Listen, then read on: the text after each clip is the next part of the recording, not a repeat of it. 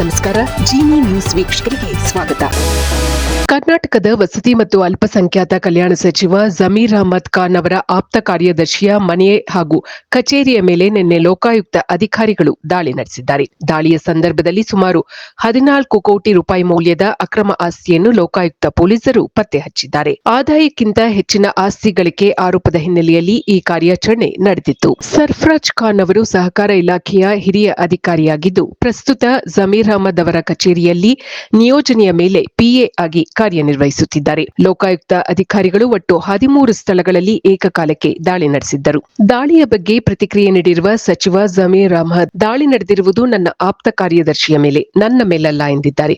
ಅಧಿಕಾರಿಗಳು ಅವರ ಕೆಲಸ ಮಾಡುತ್ತಾರೆ ಎಂದು ಜಮೀರ್ ಅಹ್ಮದ್ ಹೇಳಿದ್ದಾರೆ. ನಾನು ಈಗಾಗಲೇ ನನ್ನ ಆಸ್ತಿ ವಿವರವನ್ನು ಚುನಾವಣಾ ಅಫಿಡವಿಟ್ನಲ್ಲಿ ಘೋಷಿಸಿಕೊಂಡಿದ್ದೇನೆ. ಈ ಪ್ರಕರಣಕ್ಕೂ ನನಗೂ ಯಾವುದೇ ಸಂಬಂಧವಿಲ್ಲ ಎಂದು ಜಮೀರ್ ಅಹ್ಮದ್ ಸ್ಪಷ್ಟಪಡಿಸಿದ್ದಾರೆ. ಇದು ಈ ದಿನದ ಸುದ್ದಿಗಳು. ನಿರಂತರ ಸುದ್ದಿಗಳಿಗಾಗಿ ವೀಕ್ಷಿಸುತ್ತಿರಿ ಜಿನಿ ನ್ಯೂಸ್. ನಮಸ್ಕಾರ.